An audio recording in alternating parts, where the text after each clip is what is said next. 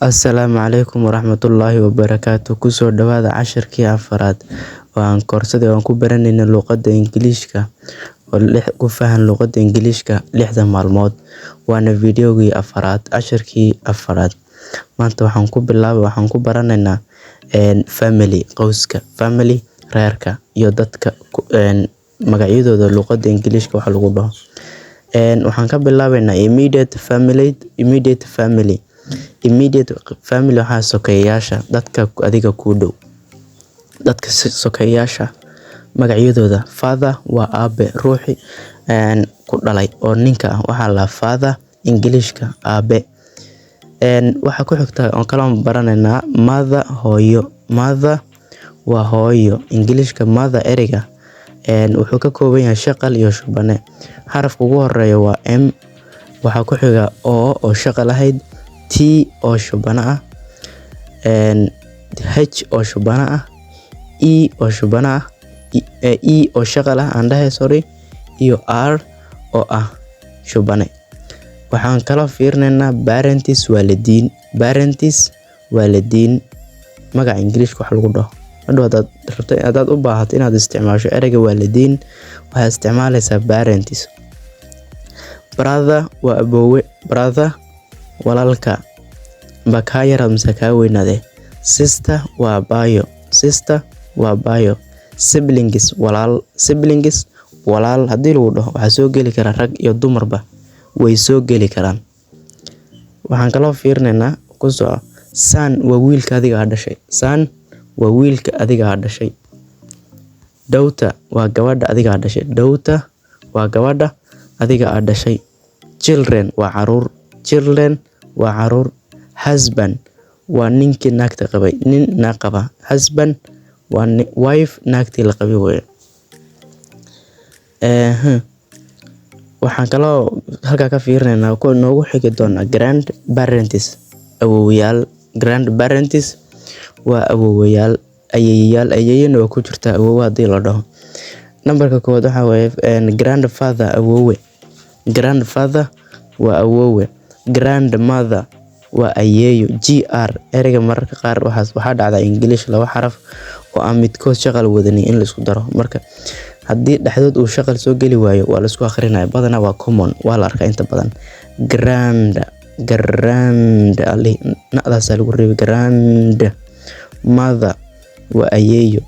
Grandparents waa awoowayaal. Ayeeyada naftirkeed lagu daro. Halka waxaan kaloo ka sii fiirinaynaa parents brothers and sisters. Waxa waaye waalidiinta dadkii la dhashay hadday niman yihiin iyo hadday rag iyo dumar wuxuu ahaadaba ruuxii waalidkaaga la dhasho haddii uu nin noqdo waxaa la dhahayaa uncle. Hooyada wiilka la dhashay waxa weeye uncle baa la dhahaa abti. Aabaha wiilka la dhashayna waxaa la adeer uncle baa loo isticmaalay. Ruuxi raga labadaada waalid midkood la dhasha midkood labadaba haddii uu aabaha dhankiisa ka imaado uu rag yahay aabaha walaalkii uncle la dhihi waa adeerka. Hooyada walaalkeed uncle baa la dhihi waa abtiga. Halka erey marka asaga marna adeer noqdo marna abti. Marka waxaa loo fiirini horta ruuxaas waalidka ma la dhashay ragna ma yaha amba hooyada dhankeeda ka imaade mise aabaha dhankiisa ka yimaade marba haddii uu waalidka midkood la dhashay uuna yahay rag waxaa isticmaalaysaa uncle. Auntie waa eedo. Auntie eedo na waa la dhahaa. Eedada waxaa walaalka waalidkaaga dadkii la dhashay oo dumar ah. Aabaha dhankiisa waxaa la dhahaa eedo. Hooyada dhankeedan habaryar bay noqoni. Hooyada dhankeedan habaryar bay noqoni. Their children caruurtoodana.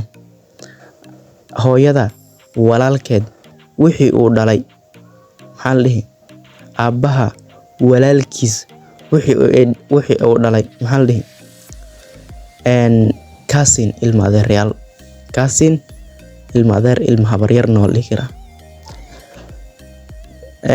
Brothers and sisters children walaalka iyo walaasha wixii ay dhaleen. Brother and sisters children adiga walaalka adiga kula dhashay amba walaasha ruuxii gabadha ahayd adiga kula dhalatay wixii ay dhaleen maxaa la dhihi walaalka wuxuu dhalo iyo walaasha wixii ay dhalaan waxa la dhahayaa nephew iyo niece. Marka waa nephew waxa waaye walaalka wiilkiisa amba walaasha wiilkeeda, wiilkii ay walaasha dhasho amba walaalka dhalo. Marba haduu wiil yahay ruux kula dhashayna dhalay, waxa la dhahayaa haduu wiil yahay nephew baad dhahaysaa. Haday gabar tahayna gabadha uu walaalka dhalay mise walaasha dhashay waxa la dhihi niece. Your children's children, adiga caruurtooda maxay noqonayaan? Adiga caruurtooda maxay ku noqonayaan? Waxaan dhahaysaa grandson waa wiilka awoowaha u tahay. Grandson waa wiilka awoowaha u tahay.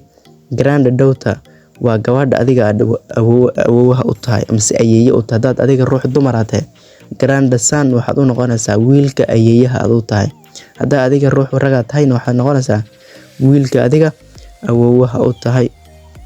Grandchildren waa caruurta marka adiga awoowaha u tahay.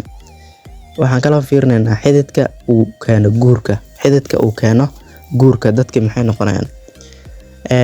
Father in law waa sodog gabadha adiga qabto aabaheed, mise hadaa adiga dumar tahay ninkaaga aabihiisa waxa weeye grand in law. Father in law waa sodog, mother in law waa sodo labada dhinac, ninka dhinaciisa iyo gabadha dhankeedaba. Mother in law sodog sodog amba wiilka ha dhasho amba gabadha ha dhasho. Brother in law waa seedi. Sister in law waa dumaashi. Son in law waa wiilka loo yahay sodoga. Wiilka sodoga loo yahay. Daughter in law waa gabadha sodoga ama sodohda loo yahay labadaba. Step family reerka xididka guurka xididay iyagana. Step father waxa weeye hooyada ninka hooyada qabo. Step father waxa weeye ninka hooyada qabo adiga ku dhalin adeerka. Step mother waa aayada. Dadka Soomaali waxay dhahaan aayadana waa la dhahaa, eedana waa la dhahaa. Waa aabaha islaantu qabo oo se adiga ku dhalin. Step brother waxa la dhahaa waa shakhsigan waa ruux walaalka adiga kula dhashay awoowaha, laakiin aabaha iyo hooyada labadaba wada dhalin, midkood baa dhalay.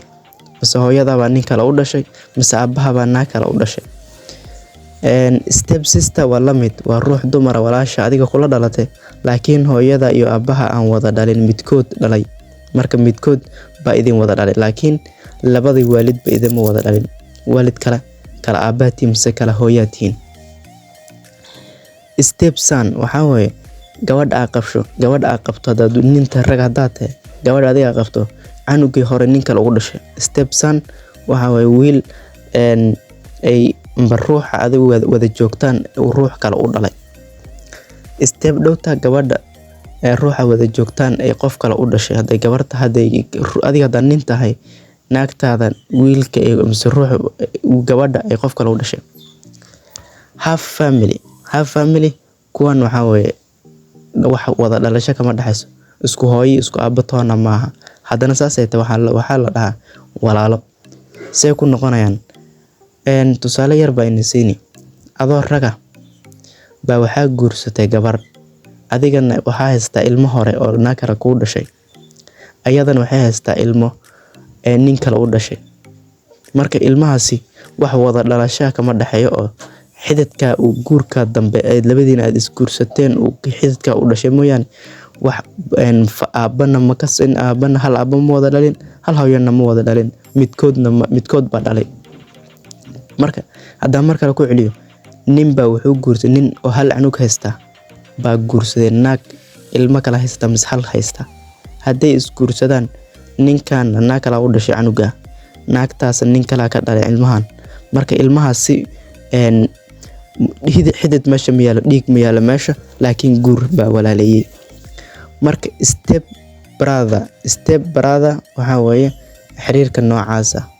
Xiriirka nooca gabadha adeerkeed oo aabaheed qabo ilmihiina kale ee u dhashay. Meesha hadda yara adkaato su'aasha commentiga ayaad soo dhigi kartaa haddii su'aalo meesha ka dhalatay. Marka waxaan dhahnay laba waalid oo midkoodba ciyaal gaar ah qof kale u dhalay, qof kale ay wada dhaleen baa isguursaday iyagii. Ninkan ilmo kale u haystay, gabadhan ilmo kale haysatay oo nin kale u dhashay. Ninkan ana kale u dhashay. Labadiiba isguursaday, ilmihii baa meel isku keenay. Ilmahaas waxay noqonayaan step brother iyo step sisters. Meeshaas aan ku dheeraanay. Marka waxaan kala fiirinaynaa other relatives. Other relatives qaraabooyinka kale. Waxaa jiro relatives waa qaraabo, ruuxa dadka wada qaraabada tiin qaraabo. Relatives waa qaraabo. Ancestors waa dadka adiga ku dhalay, dadkii sii dhalay iyo wixii sii dhalay. Waa ancestor, waa faracagi hore oo markii kor loo raaco. Descendants waxa waa wixii adiga aad dhashay, waxay sii dhalaan iyo waxay sii dhalaan ilaa iyo intii la gaaro.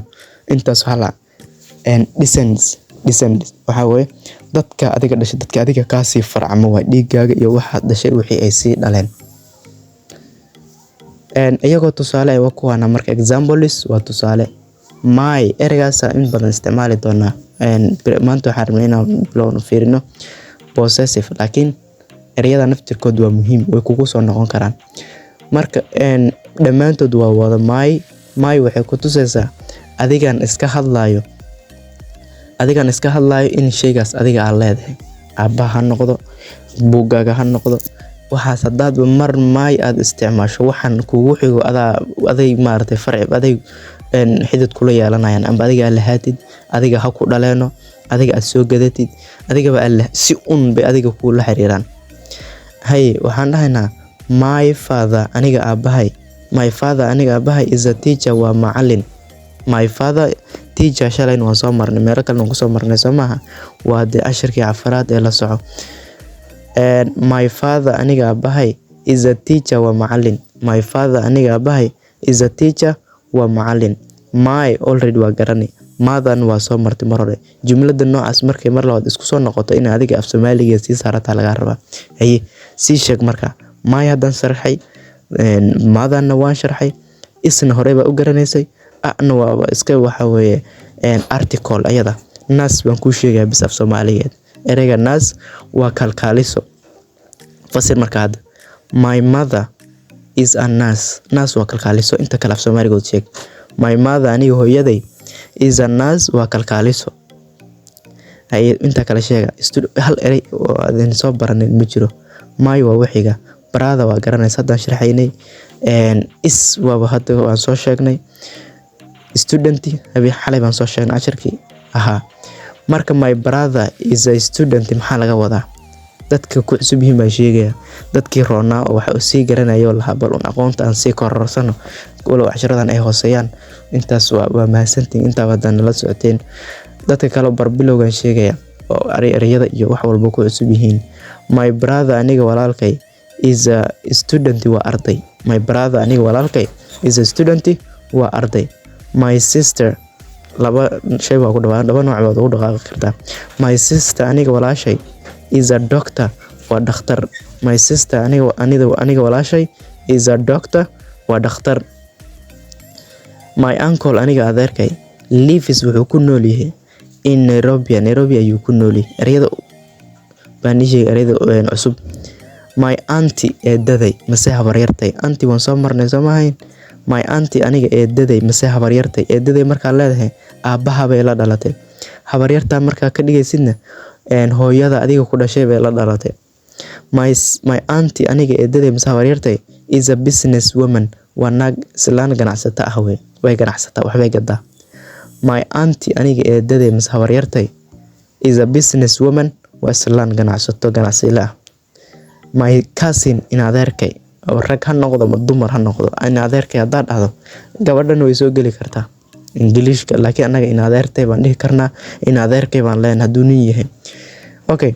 My cousin aniga in adeerkay mase in adeertay is my best friend, waa saaxiibkay ugu fiican mase saaxiibtay. My grandfather awowgay is 80 years old. Wuxuu jiraa 80 sano. My grandfather aniga awowgay is 80 years old. Wuxuu jiraa 80 sano. My grandmother ayeeyaday loves waxay jeceshahay ereyga Soomaali love bay dhahan ma in badan, laakiin dhawaaqiisa saxda love ma aha. Love waxaa la dhahaa rootiga markii la kala jaro half kamid ah ayaa love la dhahaa, laakiin kan waa love. My grandmother ayeeyaday loves waxay jeceshahay cooking inay wax kariso. Cooking karinta ay wax kariso ayay jeceshahay ayeeyaday. My nephew marka waxaa leedahay my nephew waxaa weeye wiilka walaalkay. My nephew waxaa wiilka ee walaalkay walaashay dhashay is 5 years old. Wuxuu jiraa 5 sano. My niece gabadha ee walaashay way dhashay goes to school. Waxay aaday school. Marka casharkii intaas ayuu ku egyahay. Wixii dadaal ah iyo ku celcelin ah waa dhankiina. Aminkan kadibna wax adag maba jiraan. Waxaan soo marnay personal pronoun xalay he iyo she iyo casharada ayagana in hayaan umaleynaya. Marka maantana waa family.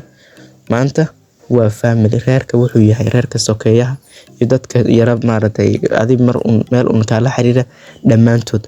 Marka insha Allah casharkiintaasaan kusoo gabagabeynaa. Intaad nala soo gaarteen aad baa u mahadsantihiin. Sidaas iyo nabadgelyo. Channelkan xaqiisa siiya.